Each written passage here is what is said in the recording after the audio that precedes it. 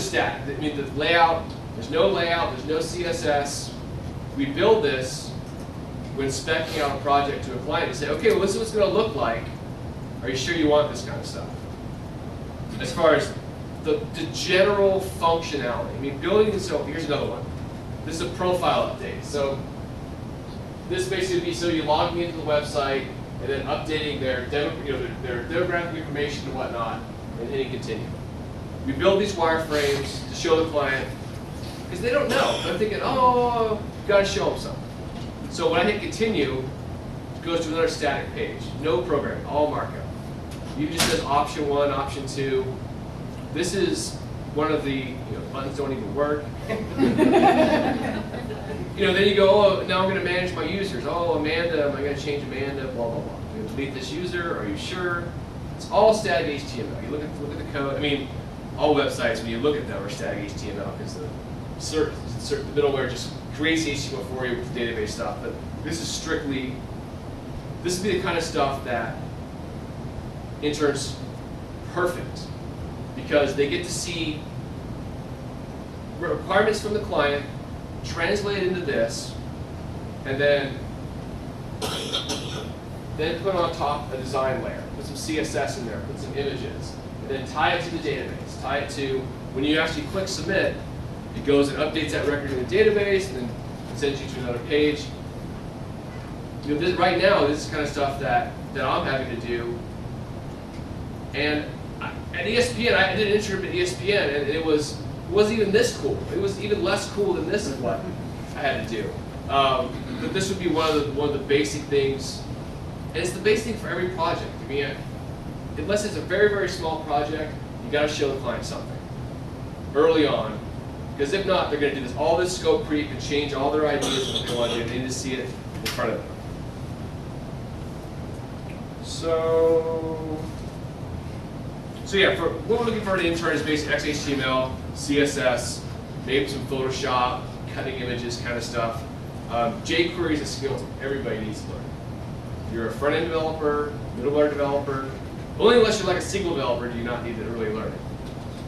And one of the good career paths from starting off as a front-end HTML developer is search engine optimization. Because when you, let's get into some examples here. It's probably a terrible example. When you create content, you can do it in such a way that Google will really like your content. So for example, this is an H1 tag. Google loves anything in H1 tag. So if somebody types the CI cleaner into a search engine, why are you going to find it? But that would be one of the things that we focus on in the internship program is just teaching you guys about SEO, watching some videos, and then just seeing how some of our clients have great SEO and some really suck.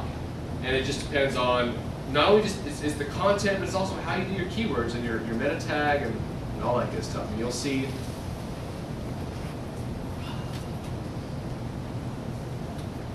So you see, this is an H1 tag, there should be alt tags on your images, your title tag, what you put. We just did this site last weekend. We finished it up. And actually, I didn't do any of the development or the design. I did all the project management. But it was, it's just a perfect example. I mean, my mom has a company. They started off, doing plastic surgery recovery, one person, now they have 4 employees, and that's been a year and a half. So if you need to keep your skills current, and it's a great way to help out your friends and family and get a good reference, put it on your portfolio. Everybody needs, obviously, a portfolio. Here's my data fusion systems now. So where was the old one? I can't find it.